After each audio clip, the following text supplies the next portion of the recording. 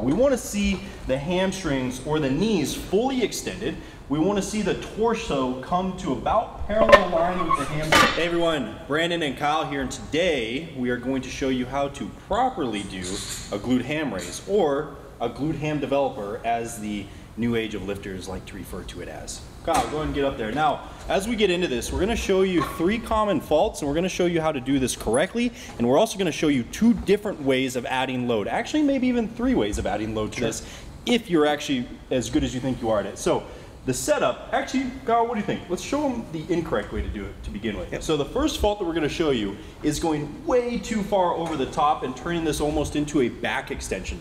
This does not meaningfully increase the contraction of the hamstrings at all. In fact, the hamstrings only have to work once you get back to this parallel line, so it really doesn't do you any good to go all the way down to the ground unless you want a nice lower back stretch.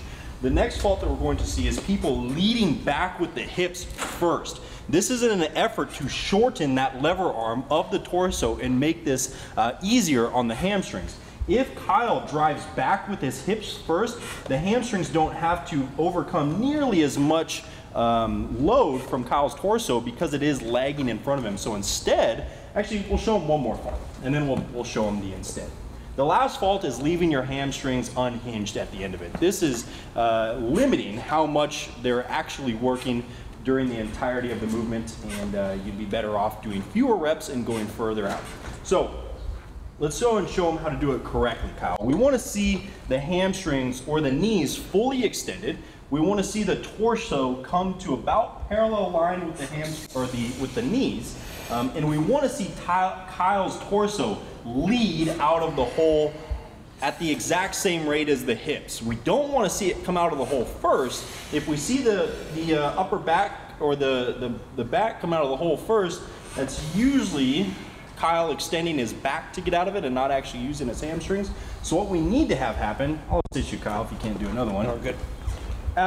We need hips and trunk at the exact same rate, and that's how you do it effectively. Now there's a few modifications we can make to this.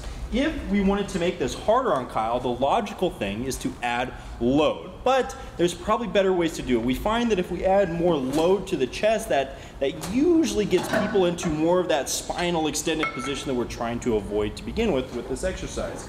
So what we'd rather see you do is shorten the distance of your pad to your bench. This should, on all of your machines, move forward and backward to accommodate different femur proportions. And what we'd have you do is ride up higher with your knees on this pad. That's going to give you less leverage to work against the pad and force your hamstrings to work even that much harder.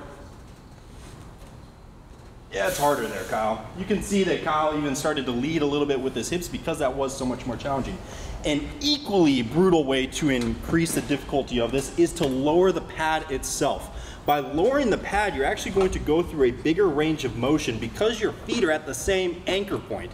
If you leave your feet in the same anchor point and you actually finish down here and this is now your parallel line, that's about maybe a quarter more range of motion, which is going to absolutely obliterate your hamstrings. So we'd rather see you guys do those 2 things first prior to adding external load to this exercise. And believe me, if you can pump out 20 reps of the glute ham raise, you're probably not doing it correctly.